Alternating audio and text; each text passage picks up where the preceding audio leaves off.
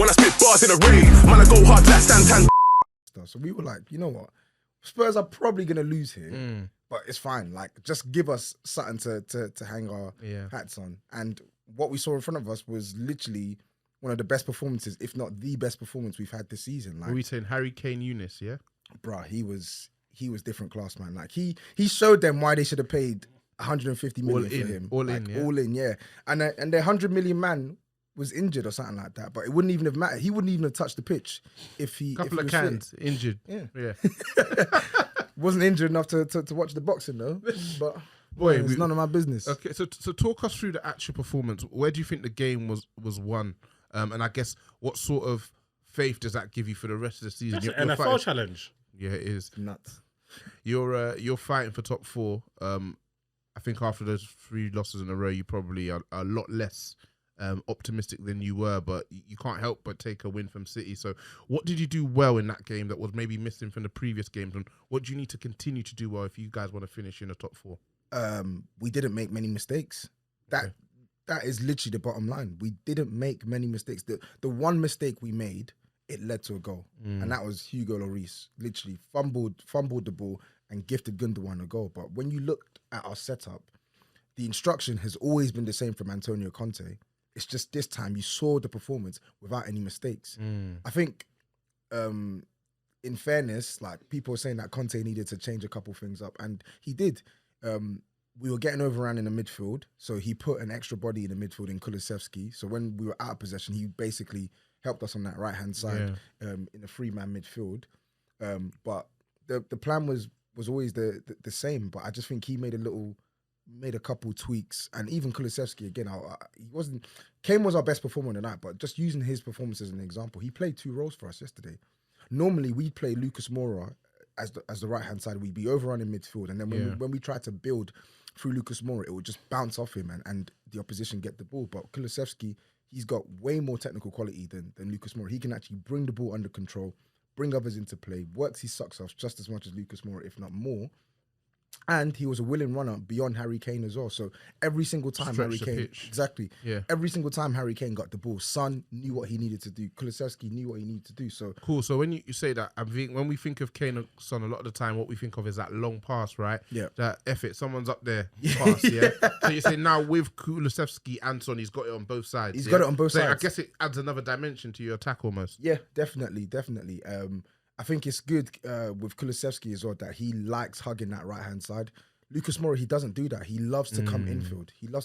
And you're probably looking on paper and thinking, yesterday was probably the ideal game for Lucas Moura. We're playing in transition. He's good at sort of carrying the ball past players. And he actually was probably our best attacker when we played them earlier on in the season. Yeah. But bruv, that's why Antonio Conte gets paid the big bucks. He knows more than us, and he had a game plan and he executed it. Honestly, the only thing that is basically stopping me from still putting my confidence in this team to get top 4 is the fact that I know we won't play like that every week. Yeah, players you haven't for the last 3 games. Players are going to make mistakes, but that was as far as I'm concerned. Defensively, that was probably the best performance I've seen from us this season. Quick question, Tobes, and this is nothing to do with yesterday, more of a in-house agenda that we have going on.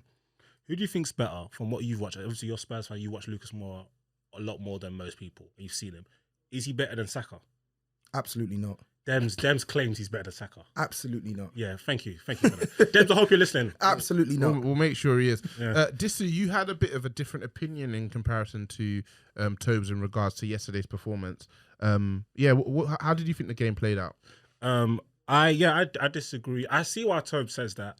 And when you're going to Etihad for a team who are like unbelievably better than you, like you can't even quantify it, it's going to be very difficult to create chances. But Spurs created a lot of openings, and even some openings, like I don't think we understand. Like sometimes it was like Son, the ball's underneath his feet, or somebody in City made like a last ditch stop. Like the amount of times they got into 2-2s, 3-on-3s, and stuff like that was really good from Spurs.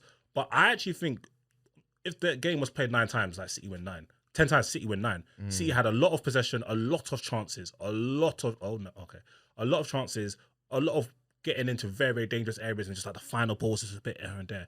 And I think City were really, really, really irresponsible at the back. But in Tottenham's defence, like the transitional play, Harry Kane yesterday We're calling him Hurricane Mate. My Eunice. goodness, like that was, Hurricane Eunice. That's his name. do you know what? I feel like I've been in a pod Storm for a bit, so I feel like I'm just getting all my shots off. Yeah, a certain Mr. Meadleson at the beginning of the season said, "Oh, probably got to do a bit there.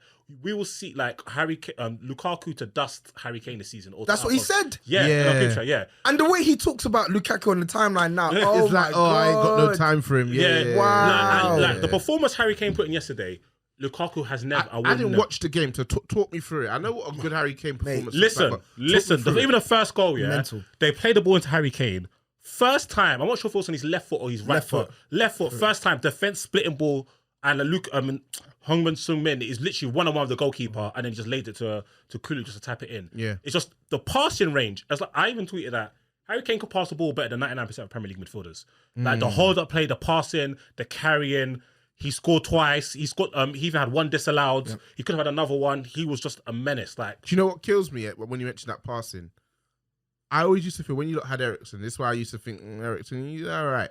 When you lot were really struggling and Eriksen couldn't get shit cracking, Kane would go into Eriksen's role, and then you're suddenly playmaking. Yeah. He's like, this is the guy you need to score, but he's having to drop deep and do your job for you. So, like you say, you talk about a complete forward. There you have it. So what's that? 7 in 22 in the league now. Yeah, it's a poor record for any striker, let alone Harry Kane. But yeah, he's still a phenomenal football player. Whoever eventually pays the money for him, if they do, is getting an absolute star. Sancho, that's poor. He's got to do better there. That's poor. That's easy, bro. Yeah, that should just be an easy heading. He's got to do better there. But on Kane, yeah, like he was fantastic. That's his best performance for us this season. No. Okay. First fine. And to be honest, it will surprise a lot of people, but that's the first time he's actually scored from open play against Man City at the Etihad. Like, really? Yeah. He's always getting flipping dicks. He's only scored twice there prior to yesterday, and both were penalties. So yesterday, 2 open play goals. What I really enjoyed about his performance is he didn't let his playmaking get in the way of his goal scoring, because Conte even came out and said, like, we're trying to make him the focal point of the attack, which means that, like, occupy the C, because a lot of the time he has to be so deep to connect it that he's out. He's not where you want him to be to finish. Exactly. And the second goal we scored is a prime indicator of what we didn't see from Harry Kane this season, which is when you're playing deep and you spray the pass, you need to bust the gut to get into the box. Because furthermore, you like the playmaking is fantastic. It's all good and well. It's part of the game plan, but it is secondary to your main job on this team, which is to score goals. And that's what he did really well yesterday. He had 4 shots, 4 on target. One was a really good save from Edison. The other 3 he packed away. Like, that's a 75% shooting accuracy. In basketball, that would be GOAT levels, right? Please don't mention basketball. Let's let's all stay within our lanes. It's the truth. If an NBA player was shooting 75%, what are you gonna call him? I wouldn't talk to you about basketball. That's what would happen. You're actually so nasty. Why would you even go cross sports there? 75% for football is amazing. That would suffice in terms of example. Nah, it's because obviously this dude's got his OKC hat on, innit? So obviously I'm trying to relate to him, Mr. Basketball expert. Shea Gilgeous Alexander Stan. What am I gonna say? So Toads, I guess you talked about the playmaking. Yeah, you talked about the playmaking of Harry Kane there, and I guess. You talked about the playmaking of Harry Kane there, and I guess what's always been the issue is the fact that you haven't been able to put players around him, which meant that he could focus on being the focal point of the attack, and he could spend less of his time actually having to drop deep. So how do you think that's actually going? Obviously, Ndombele's gone back to Lyon now on loan. It's still an issue. It's still an issue. I think yesterday not as much, because the game plan was different. We were not decided that we're going to dominate the ball. We were literally there to play in transition. And I think Bentancur, I know he lost the ball in a lot of high risk areas, but he was excellent defensively. I think Højbjerg, we've been pamming him all season. He's been rubbish. That's his best performance he's put in a Spurs shirt in like a year, bro. Yeah. So what was so good about it? All action. Yeah. Like ball winning, I think he made a lot of good interceptions. I think his use of the ball was way better. Normally he's passing the ball into people's shins based off evidence this season, but his use of the ball was way better. Just even Emerson, absolute bozo, but yesterday he defended relatively well. Like he sucks, man. He does suck. Is there a player in there? Does he have attributes? No, he's crap. But but he did okay yesterday. And I think when when you come off a game and Raheem Sterling's played and you didn't really feel his impact. Phil Foden played, you didn't really feel his impact. For all Man City's dominance, they like this. Who says they created a lot of chances? I don't think they did. I don't think they did. I think they had the effort from Gundogan, which was off the post, which I wouldn't even call a clear-cut chance. But their best chance of the game came as a result of us literally gifting the ball to them in the box with Hugo Lloris. I think when you look at the glaring clear-cut chances, we were the overwhelming side. Yeah, your chances were more like clear. Yeah. So I think you tucked them though. Other than one still. Other than one. But I think the creativity problem is still there. I think we shouldn't let the Man City performance take away from that, because we won't be playing like that every week. There will be games where, like Burnley coming up, where we will dominate the ball and we will have to break down a side away from home, and then we got to go to Leeds as well, and we actually have to play. And Spurs don't really have enough ball players in that team. Fair enough. Welcome, Marco. Thank you for joining us. Yeah, sorry, I was late still. No worries. We don't want the story. So obviously with Spurs beating City and you guys obviously beating Norwich earlier, and we'll get onto your performance. Last week when we were on, you said the title race was on. Now you gotta be, you know.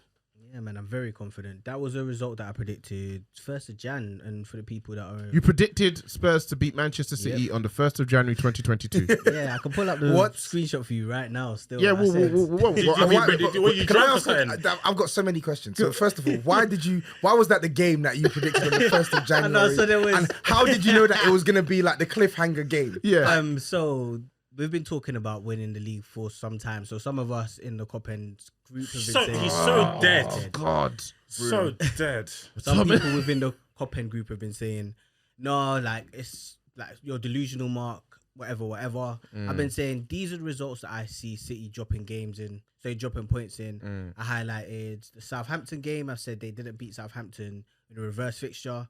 I highlighted your game. I highlighted Chelsea, who they beat. And I highlighted Spurs. I was like, those 4 games, I think they dropped points. Wait, you said your game as in United? No, Chelsea's game and... You said yours. You added a 4th. Okay, cool. What to say? So you were looking at their home fixtures and thinking, where can they drop points? I was looking at all of their fixtures and saying, where can they drop points? And I highlighted the Spurs game as being one. And I just felt they play a lot into your hands. Like the way Son plays on the counter off the back of the shoulder of defenders, and I didn't expect that Kane performance, I'm not gonna lie, but I thought if Kane is able to produce something, I'm dead. Here we go. Dead. Beast. I'm fucking dead. Fucking shit. Oh my God. Fucking prick. Nah, Paul Oh my Pogba. God. Fucking prick, man. They Pure need to leave us hooping. something. Pure hooping, man. They need to leave us something, man. We need to sign for Quality OKC. there. We need to get him to Oklahoma Get him City. to OKC. Listen, They need behind to the play like back him on their there. roster, man. Let me even get a photo of this OKC hat, man. Listen, the Paul Pogba, Shea Gilder, Alexandra pick and roll. It's a fundamental Cash money. to half-court offense. You saw him putting up them shots in Miami.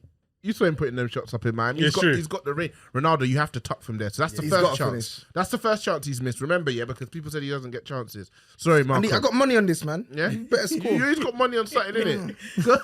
Wait, who you got money on? I got this. Man, I got United winning over 2.5. So Over if we, 2.5. so if we don't win, there's a silver lining for me. Look at that, Ronaldo. Oh my God. He's got to score. He's got You hate him. he say he hates. Here you go. So what for Pogba? There is that a take on a big chance as well? Yeah. That's a big chance. And a take on, yeah? Yeah. For the stats nerds Yeah. who are watching, they're not too sure, yeah? Yeah, sorry, Marco. So back to Liverpool, so back to brother. what was, I highlighted those games as games that I could see City dropping points in. I know we're possibly going to drop points in certain games as well, but one of the, I guess, shining lights has been, like I said last week, they've had a 13-game winning run and we were only 6 points behind them. Yeah. So now it is 6 points with a game in hand. Hopefully we can beat this lead side who you're going to put to the sword later today, hopefully. Well, as we're watching it right now, hopefully. Yeah. And we'll see in it.